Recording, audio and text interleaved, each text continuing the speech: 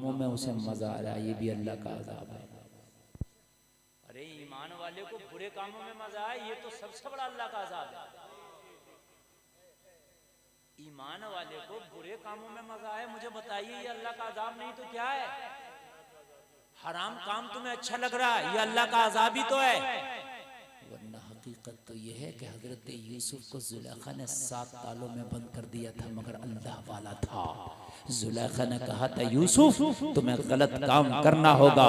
कहा जुलेखा ये तो 7 ताले हैं, अगर 7 पहाड़ों की तह में भी मुझे बंद कर दोगी तो यूसुफ गलत काम नहीं कर सकता। ये है अल्लाह वालों की शान, ये है अल्लाह वालों की शान। वो गलत काम करने वाला गलत काम कर रहा है और इसी में उसको मजा आ रहा, समझ लो ये अल्लाह का अदाब है उस पर, इसलिए कि अल्लाह ने उससे वो तौफीक छीन ली, वो आंख अल्लाह ने उससे छीन ली कि बुरा काम उसे बुरा नजर आए। वो आंख अल्लाह ने उससे छीन ली कि बुरा काम उसे बुरा नजर आए। उसे बुरा काम बुरा नहीं नजर आ रहा, बुरा काम को वो कर रहा, उसमें उसे दिलचस्पी है, उससे उसे मोहब्बत है। यही तो अल्लाह का उसके ऊपर अजाब है, इससे बढ़कर और क्या अजाब होगा। फिर अल्लाह ने उससे अपनी इबादत की, अपने सजदों की तौफीक छीन ली। जलसे में आने वालों, इससे बड़ा अजाब क्या होगा अगर अल्लाह किसी से अपने सजदों की तौफीक छीन ले, तो समझ लेना ये उस पर अल्लाह का अजाब है। समझ लेना कि उस पर ये अल्लाह का अजाब है। हजरत मूसा ने पूछी अल्लाह की बारगाह में, मौला बंदे को कैसे पता चलेगा कि तू नाराज है? अल्लाह ने फरमाया मूसा मैं जिस बंदे से नाराज होता हूँ उससे अपने सजदे की तौफीक छीन लेता हूँ। वो मेरे सजदे नहीं कर सकता, जिससे मैं नाराज होता हूँ उससे मैं अपने सजदों की तौफीक छीन लेता हूँ। अब बताएं आप, अगर कोई अल्लाह की इबादत से दूर है, गाफिल है, तो अल्लाह का यही अजाब है कि उसको सजदे की तौफीक छीन ली गई। ये अल्लाह का अजाब है। जलसे में आने वालों, तिलावत कुरान वो नहीं करता, ये भी अल्लाह का अजाब है। दुनिया के हराम कामों में दिल लगता है, ये भी अल्लाह का अजाब है। हराम खाने में दिल लगता है, ये भी अल्लाह का अजाब है। हराम कमाने में मजा आता है, ये भी अल्लाह का अजाब है। नमाजों से दूर है, ये भी अल्लाह का अजाब है। सच्चाई से दूर है, ये भी अल्लाह का अजाब है। अल्लाह के रास्ते से हट गया है, शैतान के रास्ते पे लग गया है, ये भी अल्लाह का अजाब है। आप अल्लाह की बारगाह में रोकर दुआ किया करो, या अल्लाह तू कभी हमसे नाराज ना होना, अपने रास्ते से हमें ना भटकने देना। या अल्लाह हमारी जिंदगी में कोई ऐसा दिन ना आने देना कि हम तेरे रास्ते से भटक जाए। ये अल्लाह की बारगाह में दुआ करें, ये अल्लाह की बारगाह में आप दुआ करें। इसलिए कि अगर अल्लाह ने सजदे की तौफीक छीन ली तो जलसे में आने वालों, उस रब का तो कुछ नहीं बिगड़ेगा, मगर तुम्हारा सब कुछ तबाह हो जाएगा। मैं जो जुमले कह रहा हूं, मेरे जुमलों को नोट करना। अगर उसने सजदों की तौफीक छीन ली तो उसका कुछ नहीं बिगड़ेगा, बिगड़ जाएगा। पूरी दुनिया नमाज ना पढ़े कि रब का कुछ बिगड़ जाएगा, पूरी दुनिया कुरान ना पढ़े कि रब का कुछ बिगड़ जाएगा, पूरी दुनिया उसका नाम ना ले तो क्या रब का कुछ बिगड़ जाएगा। अरे जब दुनिया ना थी वो तब भी रब था, जब कोई मस्जिद ना थी वो तब भी रब था, जब कोई नमाजी ना था वो तब भी रब था, जब दुनिया में कोई इंसान ना आया था वो तब भी रब था, जब जमीन ना थी वो तब भी रब था, जब आसमान ना था वो तब भी रब था, जब अर्श और कुर्सी ना था वो तब भी रब था, जब जन्नत और दोज़ख ना था वो तब भी रब था, जब लौह और कलम ना था वो तब भी रब था, जब जिन्न और बशर ना था वो तब भी रब था, जब हूर और मलक ना था वो तब भी रब था। अरे जब कायनात में कुछ ना था वो तब भी था। मुझे बताएं उस रब का क्या बिगड़ेगा? कुछ नहीं बिगड़ेगा, मगर हाँ तेरा बिगड़ जाएगा, हाँ तू तबाह हो जाएगा, हाँ तू तबाह हो जाएगा, और तू ऐसा तबाह हो जाएगा कि पता भी नहीं चलेगा कि मैं कहाँ तबाह हो गया। जलसे में आने वालों, अगर कोई नमाज नहीं पढ़ता, मस्जिद में नहीं आता, वो खुश ना हो कि मैंने नमाज ना पढ़ी, अरे तू तबाह हो गया। अल्लाह ने तुझसे सजदे की तौफीक छीन ली। अगर अल्लाह तुझे तौफीक देता तो हमने तो तारीखों में पढ़ा है कि सजदे तलवारों के साए में भी किए गए हैं। तलवारें सजदों को न रोक सकी, तलवारें भी सजदों को न रोक सकी। जलसे में आने वालों, हराम काम की तरफ अगर दिल लगे तो समझ लेना अल्लाह का अज़ाब है तुम्हारे ऊपर। बुरे कामों में मजा आए तो समझ लेना अल्लाह का अज़ाब है तुम्हारे ऊपर। अच्छे काम का दिल ना करे तो समझ लेना अल्लाह का अज़ाब है तुम्हारे ऊपर। इसलिए कि बुराई की तरफ तुम लग गए, तुमसे तुम्हारा रब नाराज है। अगर तुमसे तुम्हारा रब राजी होता तो खुदा की कसम तू बुरे काम की तरफ जाता ही नहीं। आओ सुनो जलसे में आने वालों, और एक बात और सुन लो। अगर कोई शख्स गुनाह कर ले और गुनाह करके अल्लाह उसे तौबा की तौफीक दे दे तो समझ लेना सुबह का बटका शाम घर आ गया। अब भी रब मेहरबान है, सुबह का बटका शाम घर आ गया। और अगर गुनाह करे और तौबा की तौफीक ना हो से तो समझ लेना कि वो बहुत दूर चला गया, बहुत दूर चला गया, बहुत दूर चला गया। वो अपने ऊपर लान करे, अपने आप के अपने अपने अपने अमाल का मुहासबा करे। हाय मैं कहाँ गया, मैं कहाँ चला गया। आओ मैं तुम्हें बताऊं, जलसे में आने वालों, रोंगटा खड़ा हो जाएगा। मदीने की एक खातून है, मदीने में रहती है, लोगों गुनाह हो गया उससे। इसे कहते हैं सुबह का भटका शाम घर आ गया। गुनाह हो गया उससे, उसे एहसास हुआ, उसे एहसास हुआ। उसने अपने नफ्स का मुहासबा किया, हाय मुझसे गुनाह हो गया। अब मैं मरने के बाद अल्लाह को मुंह क्या दिखाऊंगी, मरने के बाद रब से, रब की बारगाह में खड़ी कैसे होंगी, रब की बारगाह में जब नामा अमाल खोला जाएगा तो मैं हिसाब कैसे दूंगी। रोती हुई अल्लाह के रसूल की बारगाह में आई, अर्ज करने लगी, आका मैं तबाह हो गई, आका मैं बर्बाद हो गई, या रसूल अल्लाह करम फरमाए, मैंने गुनाह कर लिया है, मुझे पाक कर दें। उसका ये जुमला था हदीस शरीफ में, आका मुझे पाक कर दें, या रसूल अल्लाह मैंने गुनाह कर लिया, मुझे पाक कर दें। मेरे रसूल फरमाते हैं, मेरे अल्लाह का रसूल फरमाता है, ओ खातून तूने कौन सा गुनाह कर लिया जरा मुझे बता। रोती हुई आई है, क्या खता करके आई हो। अर्ज करने लगी, या रसूल अल्लाह मेरा कदम भटक गया, मैं नफ्स के बहकावे में आ गई। या रसूल अल्लाह मेरे नफ्स ने मुझे तबाह कर डाला। या रसूल अल्लाह मैं शैतान के बहकावे में आ गई। अल्लाह के रसूल ने फरमाया, खातून अपनी खता तो बता, तेरा गुनाह क्या है, गुनाह तो बता। अर्ज करने लगी, आका मुझसे जिना हो गया। नफ्स की वजह से जिना तो हो गया है, लेकिन अब बड़ा मलामत करता है मन। आकाश दम घुटता मेरा, या रसूलुल्लाह मेरी सांसें बंद होने को है। अब ये बताएं कि इस गुनाह की तलाफी क्या है। जरा कान खोल के सुनना जलसे वालों। अब जिस टॉपिक पे मैं बोल रहा हूँ, और मैं अपनी तकरीर के जिस मोड़ पे हूँ, जरा इन जुमलों को जरा खास कर सुनना। थोड़े से कड़वे तो होंगे और थोड़े से ये जुमले तुम्हें तल्ख तो लगेंगे, और थोड़ी सी शायद आपको एकदम दिल को झंझोड़ देंगे, लेकिन हक यही है जो मैं बयान कर रहा हूँ, वो सुने आप। और मौलवी हक नहीं बताएगा तो कयामत के दिन मौलवी पकड़ा जाएगा। अब कोई नबी नहीं आएगा बताने के लिए, नबुव्वत का दरवाजा बंद। जिसका उर्स शरीफ आप और हम मना रहे हैं, वो अपने मजार में तशरीफ फरमाया, वो भी बताने के लिए नहीं आएंगे। ये आज हम जिंदा हैं, हमारी जिम्मेदारी है, हम बताने आएंगे। कल हमारे बाद जो उलमा आएंगे वो बताने आएंगे। और सुने, और हमें तकरीरों में उनमें मजा आता है जिनमें लच्छे हो, मतलब लच्छेदार तकरीरों में हमें मजा आएगा। खाली जन्नत की बातें बताएं, खाली जन्नत की बातें बताएंगे तो जहन्नम कहाँ जाएगी? जहन्नम भी तो है, जहन्नम कहाँ जाएगी?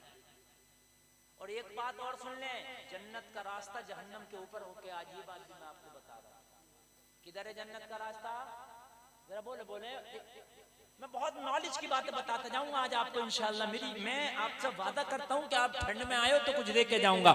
जन्नत का रास्ता जहन्नम के ऊपर होके है। जिस रास्ते को आप और हम पुल सिरात कहते हैं, वो पुल सिरात जहन्नम के ऊपर से बिछाया गया। कहां से बिछाया गया? जरा सुने, ऊपर से। और ये रास्ता जितने जलसे में आए सबको चलना, और जो जलसे से उठ के जा रहा उसे भी जाना।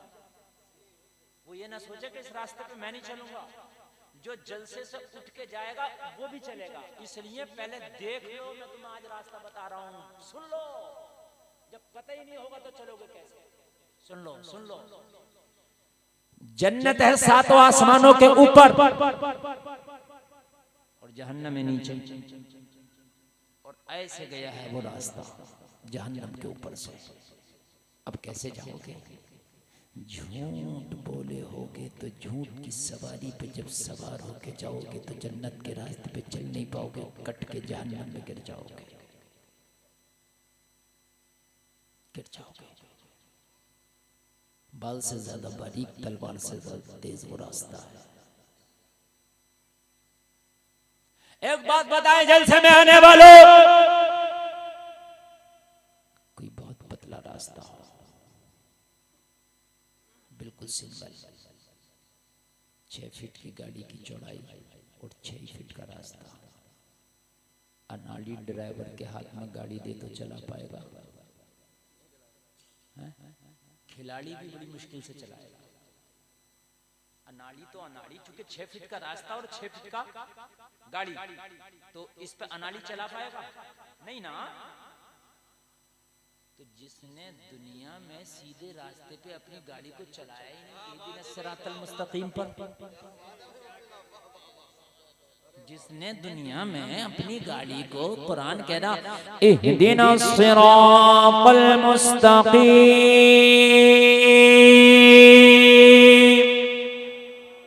सब लोग बोले सुभान अल्लाह। अल्लाह फरमा रहा सीधा रास्ता चला, बंदे दुआ कर मुझसे, मुझे सीधा रास्ता चला। जब यहाँ तू सीधा रास्ता चलेगा तो मरने के बाद जो पुल सिरात है वो सीधे तुझे मैं चला दूंगा। यहाँ सीधा चल के गया होगा तो वहां भी सीधा चलेगा। और जब यहाँ टेढ़ा चल के गया होगा, कभी झूठ में गया होगा, कभी गीबत में गया होगा, कभी फिल्म में गया होगा, कभी नाच में गया होगा, कभी गाने में गया होगा, कभी मैखाने में गया होगा, तो ये टेढ़ा है ना, ये टेढ़े है ना सब रास्ते। अल्लाह का तो है नहीं, अल्लाह का तो सीधा रास्ता है। या अल्लाह कौन सा तेरा रास्ता? तो कहा सिरातल लदीना अनअमता अलैहिम, मेरा सीधा रास्ता वो है जिस पर मेरे नेक बंदे चले, जिन पर मेरा इनाम हुआ। तो इमाम हुसैन शराब वाले रास्ते पर चले, गर्दन कटा दी, शराब वाला रास्ता था यजीद का, कहा मैं नहीं चलूंगा तेरे रास्ते पे। यजीद ने कहा मैं जबरदस्ती चलाऊंगा, कहा चला के दिखा। झगड़ा किस बात का था? ओ मोबाइल वालों, मोबाइल वालों, जल्दी आ, पुलिस रात देखिए, मैं देखिए तो घर पे जा रहे बेटे, पुलिस रात बता रहा हूँ, बैठ जाओ, बैठ के सुन लो कैसी होगी पुलिस रात। कयामत में ये नहीं कहोगे मैं घर पे चला गया था, मुझे छोड़ दे अल्लाह। अच्छा अच्छा, एक बात बताओ, कयामत में तुम ये कहोगे या अल्लाह मैं तो चला गया था जल से छोड़ के? मुफ्ती साहब ने तो बताया था पुलिस रात के बारे में, तो अल्लाह कह देगा अरे अरे भाई छोड़िस तो इन्हें बाईपास हो गया। ये थे नहीं ना, इन्हें बाईपास से ले जाओ, छोड़ो छोड़ो इन्हें पुलिस रात को मत ले जाओ। तुम सुनो मत सुनो, तुम्हें जाना पड़ेगा उसी रास्ते से, तो तुम वहां पछताओगे। मुफ्ती साहब की बात को सुन लेता तो बड़ा अच्छा रहता यार, इसलिए कि उन्होंने बतलाया था वो कैसा होगा। जब नॉलेज होगी तभी तो चलोगे। तो नॉलेज हम आपको दे रहे हैं, अब हम तुम्हें नॉलेज दे रहे हैं और ये नॉलेज ले लो आप। अल्लाह ने फरमाया सीधा रास्ता, या अल्लाह सीधा कौन सा है? तो फरमाया उनका रास्ता जिन पर मेरा इनाम हुआ, जैसे इमाम हुसैन। मेरी माँ बहने बात सुने, कैसे शोर मचा रही हो भैया, ये क्या किया? अरे बेटे औरतों में से इधर आ जा, ले आई ना जा। चलो सुनो आप मेरी बात। असल में मसला ये है कि अच्छी तकरीर कभी करने का मूड होता है मेरा ना, तो पब्लिक अगर नहीं सुने तो मेरा मूड ही बदल जाता है। हाँ। और मैं आपको सुनाने के लिए आज बड़ा प्यारा टॉपिक उठा के बैठा हूँ कि जिससे आपका दुनिया और आखिरत दोनों सवर जाए और इंशाअल्लाह सवरेगी। और मेरे नौजवानों बैठ जाओ, बिल्कुल मोहब्बत से सुनो। रात कितनी भी ठंडी हो, आज रात से कह देना तेरी ठंड में आने वाले नहीं है, आज तकरीर सुनेंगे इंशाअल्लाह इंशाअल्लाह। हाँ समझ रहे हैं आप। और एक बात बताऊं मैं, सच्ची बात, मैं वो मौलवी हूँ अल्हम्दुलिल्लाह, ये अल्लाह का फजल है। एक जगह जलसा था,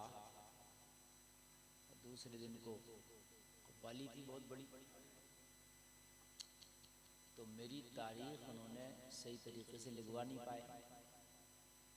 फिर मुझे उन्होंने फ़ोन किया तो मैंने कहा आपने तारीख लिखवा नहीं पाए? बोले हाँ हज़रत हमारी गलती हो गई। तो मैंने कहा कल करा लो मेरी तकरीर। तो बोले कल तो मुकाबला है और कव्वाल आ रहे हैं। तो मैंने कहा तो फिर अब आपके ऊपर है। तो वो ये बोले कि हजरत मुकाबला हो ना हो, मुकाबले को चाहे एक दिन आगे बढ़ा देंगे, आप तारीख तो कल आपकी तकरीर है। ये सच बात बता रहा हूँ। हाँ। और फिर कैंसिल कर दिया उन्होंने तकरीर के खातिर। ये अल्लाह का फजल है। और एक बात मैं आपको और बता दूं, अच्छी बात मिलती है नसीब वालों को, वरना अच्छी बताने वाले नहीं है। अगर दो भाइयों में झगड़ा हो जाए तो आकर उस्काते हैं, कहते हैं ओ तू कम है क्या किसी से, तू भी तो उसी बाप की औलाद है। कोई ये नहीं कहता है कि मेरे भाई कोई बात नहीं, कुरान में है वल काज़िमीनल ग़ैज़ वल आफ़ीना अनिन नास वल्लाहु युहिब्बुल मुहसिनीन। कोई बात नहीं, अल्लाह कुरान में फरमाता है जो लोग गुस्से को पी जाते हैं और लोगों को माफ़ कर देते हैं, अल्लाह एहसान करने वालों को पसंद फरमाता है। कोई कहता सुना है कि भाई कोई बात नहीं तुम ठंडे हो जाए, नहीं मियाँ तुम क्या, अरे तुम क्या इनसे कम हो क्या, और चढ़ाते। अभी मेरी मीटिंग हुई थी रामपुर के बड़े बड़े अधिकारियों के साथ, डीएम, एसडीएम, पुलिस कप्तान, सब अधिकारी थे। तो वो घरेलू मामला पे गुफ्तगू कर रहे, कह रहे मुफ्ती साहब हम भी जानते हैं ये जो जितनी तलाक़ें हो रही हैं, और ख़ासकर बोले तुम मुसलमानों में, बोले इनमें 90% तलाक़ें ये दूसरों की वजह से है। मैंने कहा कैसे? कि लड़की और लड़के में जहाँ अनबन हुई तो रिश्तेदार कहते हैं अरे हम क्या कम है, तू टेंशन मत लिए हम देख लेंगे इसे, तो कोर्ट और कचहरी और थाने में देखेंगे इसे। बोले कुछ भी नहीं देखता, थाने कोर्ट कचहरी में आखिर में तलाक भी न बहुत आ जाती है। जबकि समझाना चाहिए कि तू बीवी है, अगर तेरे शौहर ने कोई बात कहा है तो तुझे गुस्से में नहीं आना चाहिए, वो तेरा शौहर है, चल बेटी अपने घर चल, उसका घर संभालना चाहिए। लेकिन फूफा अलग बरकरार रहा है, खालू अलग बरकरार रहा है कि खबरदार हम किसी से कम थोड़ी, और हिम्मत कैसे हुई, और चलो एफआईआर कराएंगे। हर चीज का हल एफआईआर नहीं है, हर चीज का हल एफआईआर नहीं है। समझाना भी एक चीज है, तो समझाने वाला अगर कोई तुम्हें मिले तो ये कर्म की बात है, बड़ी बात है। करबला में झगड़ा इसी बात का था, हजरत हुसैन का रास्ता था सीधा, यजीद बोला शराब वाले रास्ते पे चलाऊंगा, हुसैन ने कहा नहीं चलूंगा। तो कहा नहीं चलोगे तो फिर जंग करना पड़ सकती है। हजरत हुसैन ने फरमाया गर्दन तो कटा सकता हूँ मगर मैं टेढ़ा रास्ता नहीं चलूंगा, जो कुरान ने सीधा बताया है उसी पे चलूंगा। गर्दन कटा दी, नहीं चली। हम हैं, हमारे कितने टेढ़े रास्ते हैं मुझे बताओ। झूठ का रास्ता हमारा, शराब का रास्ता हमारा, जिना का रास्ता हमारा, सूद का रास्ता हमारा, जितनी बुराइयों के रास्ते उन रास्तों पर हम चल रहे हैं। मुझे तो बताओ, तो जब यहाँ टेढ़े रास्ते पे चल रहे हो तो अल्लाह ताला कयामत के दिन तुम्हें कैसे सीधा चला देगा पुल सिरात पे। थोड़ा सा भटकोगे, गिरोगे तो कहाँ गिरोगे? अरे भाई दरिया के ऊपर से जब पुल जाता है और जब पुल से गिरोगे तो कहाँ गिरोगे? दरिया में। अगर वो रास्ता जहन्नम से अलग होता तो गिरते भी तो जहन्नम में ना गिरते, लेकिन वो रास्ता जहन्नम के ऊपर से है। अगर गिरोगे तो जहन्नम में गिरोगे। इसलिए जलसे में आने वालों सीधा रास्ता चलना दुनिया में सीख जाओ, ताकि कयामत के दिन जब पुल से रात पे तुम्हें चलाया जाए तो सीधा चलना तुम्हें आता हो, ताकि सीधा चलना तुम्हें आता हो और ताकि गुजर जाओ उस रास्ते से। सीखो। और ये थोड़ी सी उम्र है, ये दोबारा नहीं दी जाएगी। न दूसरा जन्म होता है, न पुनर्जन्म होता है, सिर्फ एक ही जन्म है। और इस जन्म में भी अल्लाह ने अगर मौत लिख दी है ना, तो अल्लाह फरमाता ऐनमा तकूनु युदरिकुमुल मौत वलौ कुंतुम फी बुरूजिम मुशय्यदा। तुम कितने ही मजबूत किले में क्यों ना बंद हो जाओ, मौत का वक्त आएगा ना तो मौत तुम्हें वहां भी पालेगी। जलसे में आने वालों मौत का वक्त नहीं रुकता, जलसे में आने वालों मौत का वक्त नहीं टाला जाता। अगर गुनाह कर लिए हैं अल्लाह की बारगाह में रो गिड़गिड़ाओ, कहो मौला तू हमसे नाराज हो गया, इसी वजह से हम गुनाह पे गुनाह करते चले गए। या अल्लाह तू माफ कर दे हमें, अपने पिछले गुनाहों से तौबा करते हैं। या अल्लाह आगे से गुनाह ना करने का वादा करते हैं। मेरे मौला तू राजी हो जा, रात को तहज्जुद में उठो और तहज्जुद पढ़ने के बाद रो, अपने रूठे हुए मौला को मना लो। अब भी अगर वो राजी हो गया तो जलसे में आने वालों काम बन जाएगा, लेकिन अगर वो नाराज रह गया, इसी हाल में मुलाकात, इसी हाथ में मौत आ गई, तो मुझे बताओ होगा क्या? पैसा काम नहीं आएगा, बैंक बैलेंस काम नहीं आएगा, सोना काम नहीं, चांदी काम नहीं, बाप काम नहीं आएगा, माँ काम नहीं आएगी, भाई काम नहीं आएगा, बेटा काम नहीं आएगा, दोस्त काम नहीं आएगा। सब कहेंगे नफ्सी नफ्सी नफ्सी। आज तो मुझे खुद अपनी पड़ी है, आज तुम तो खुद अपनी पड़ी है। हाय जिस दुनिया के ऊपर तुम दारो मदारो तकिया कर रहे हो, ये दुनिया तो तुझे मनो मट्टी के नीचे दफन करके पलट के भी नहीं देखती। हाय तुझे पता नहीं है जिससे तूने दिल लगाया है, यही तुझे अपने हाथ में मिट्टी उठा के कहते हैं मिनहा खलकनाकुम व फीहा नुईदुकुम व मिनहा नुखरिजुकुम तारतन उखरा। तुझे मिट्टी के नीचे दफन करके बता कब्र में तेरी कौन खैरियत लेने आता है? अरे दुनिया तो बेवफा है। जलसे में आने वाले अगर दिल लगाना है तो दुनियादार से ना लगा, मदीने के ताजदार से लगा।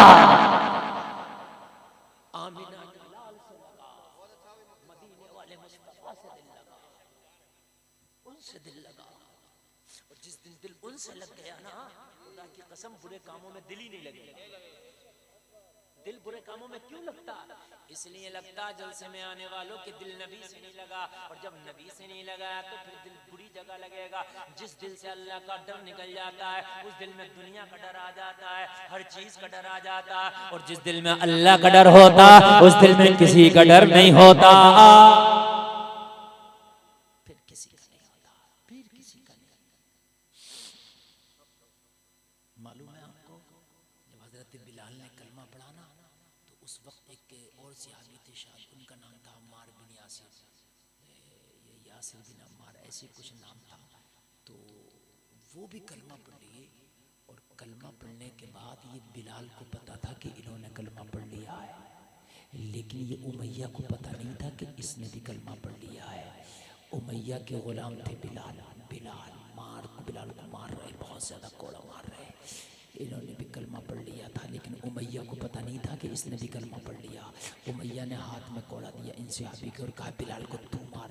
वो सोच रहे थे इन्होंने भी कलमा नहीं पढ़ा। बिलाल ने आंख में इशारा किया, मुझे तो ये मार ही रहे, तेरे बारे में किसी को नहीं पता कि तुमने कलमा पढ़ लिया। एक काम करो, 2-4 कोड़े तुम भी मेरे मार लो, इसलिए कि तुम 2-4 कोड़े मेरे मारोगे ना तो तुम बच जाओगे, लेकिन अगर आज तुम्हारा राज खुल गया तो तुम्हें भी मारेंगे। लेकिन यार ईमान वाला डरता कब है? ये सहाबी छलांग लगा के हजरत बिलाल के पास आए और आके कहने लगे उमैया कान खोल के सुन ले, तू बिलाल को इस वजह से मारता है कि कलमा पढ़ लिया है। अरे मैंने भी मोहम्मद का कलमा पढ़ लिया है। कितना मारेगा मुझे? मैंने भी मोहम्मद का कलमा पढ़ लिया है। कब डरते हैं यार जिनके दिल में अल्लाह का खौफ होता है। खुदा की कसम वो किसी से नहीं डरते। नौजवानों अभी वक्त है तुम्हारे पास, अभी मौका है। तुमने वाकई गुनाह किए होंगे, अल्लाह को नाराज किया होगा, बहुत से ने हराम काम भी किए होंगे, बहुत से ने भी तौबा नहीं की होगी। जलसे में ए आने वालों, अब सुबह का सूरज बाद में निकले, तुम्हारी तौबा पहले हो जाना चाहिए। पता नहीं कब मौत आ जाए और कब गुनाहों से लथपथ हम दुनिया से चले जाए।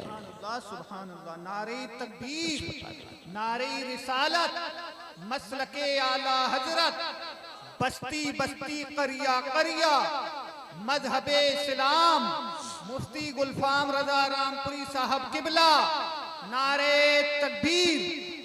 देखिए अल्लाह के नेक बंदे गुनाहों से बचते हैं, लेकिन फिर भी अगर उनसे गुनाह हो जाए ना तो उनका हाल क्या होता? उनका हाल ये होता, जो आदमी गुनाह करके पछतावा ना करे, जो आदमी गुनाह करके तौबा ना करे, जो गुनाह करके अपने गुनाहों पे शर्मिंदा ना हो, समझ लेना अल्लाह नाराज हो गया, वो भटक गया है। उस पर ये अल्लाह का अदाब है कि वो अल्लाह से बहुत दूर चला गया, बहुत दूर। जलसे में आने वालों, मदीने की इस औरत से गुनाह हुआ, अल्लाह के रसूल की बारगाह में आकर रोने लगी, गिड़गिड़ाने लगी। अल्लाह के रसूल ने फरमाया, खातून रोती क्यों है? अर्ज करने लगी, या रसूल अल्लाह गुनाह हो गया। मेरे करीम मुस्तफा ने फरमाया, बता क्या हो गया? अर्ज करने लगी, आका मुझसे जिना हो गया है। या रसूल अल्लाह मैं जिना कर ली हूँ, आका मुझे पाक कर दे। या रसूल अल्लाह मेरे गुनाह की सजा क्या होगी? मेरे गुनाह की सजा दे दे ताकि मैं पाक हो जाऊं। लोगों जरा गौर करो, अल्लाह के रसूल ने उसके जबान से जब ये बात सुनी कि जिना कर लिया है, तो अल्लाह के रसूल ने फरमाया, तेरा दिमागी तवाज़ुन तो ठीक है? अर्ज करने लगी, हाँ हाँ आका मेरा दिमाग ठीक है, लेकिन मैंने जिना कर लिया, इसलिए आई हूँ। अब बताएं इसका आका इसकी सजा क्या होगी? मेरे नबी ने फरमाया, रुक जा, खामोश हो जा। तुझे पता नहीं है तेरा गुनाह कितना बड़ा है, मामूली समझती है इस गुनाह को। तुझे पता नहीं है कितनी बड़ी गुनाह तूने खता कर ली। अर्ज किया, आका मैं जानती हूँ मेरा गुनाह बहुत बड़ा है, लेकिन या रसूलल्लाह इसकी सजा बताए। आका ने फरमाया, शायद तुझे पता भी नहीं है कि इसकी सजा क्या है। इसकी सजा इतनी बड़ी है, सुनेगी तो तेरी आंखें फट जाएगी। कहने लगी, या रसूलल्लाह मैं आखिरत की सजा से बचना चाहती हूँ, दुनिया में जितनी बड़ी सजा हो मुझे दे दे, मुझे दे दे, जितनी बड़ी सजा हो। आज जिनाओं के अड्डे चल रहे तो चल रहे, जो जिनाओं में शामिल है वो पीछे नहीं आते, आगे बढ़ते चले जा रहे हैं, फख्र के साथ जिना कर रहे हैं। समझ लो तुम बर्बादी के दलदल में धंस चुके हो। वो जिना करने वालों सुनो, तुम्हारे लिए तबाही है। अगर जिना का गुनाह तुम्हें पता चल जाए तो खुदा की कसम तुम जिना के करीब ना जाओ।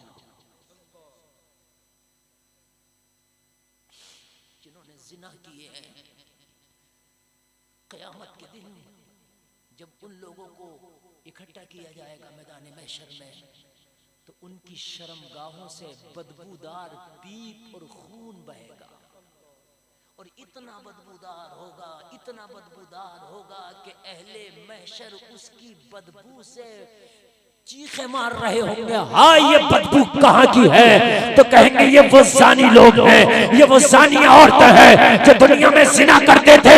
इनकी शर्मगाहों से ये सड़ा हुआ कचरहू बह रहा है, और फिर हुक्म होगा कि इन जिना करने वालों को ये पिलाया जाए। और करें, आज आम समझ लिया, आज जिना के अड्डे बना लिए, और आज फैशन बन गया है जिना करना, फैशन। वो जलसे में आने वालों, इस जिना के गुनाह से भी बाखबर हो जाओ। ये वो गुनाह है कि जिसकी दुनिया में भी सजा बहुत खतरनाक है, और आखिरत में भी इसकी सजा बहुत खतरनाक है।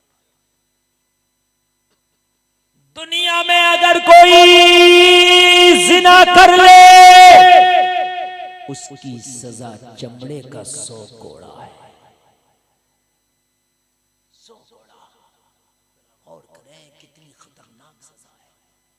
नौजवानों, अगर कोई तुम्हारा दोस्त मुलव्विस हो तो अपने दोस्त को बताओ। आज दोस्त अपने दोस्तों को जिना के किस्से बताते हैं, जिना की कहानियां बताते हैं, नमक मिर्च लगा लगा के बताते हैं।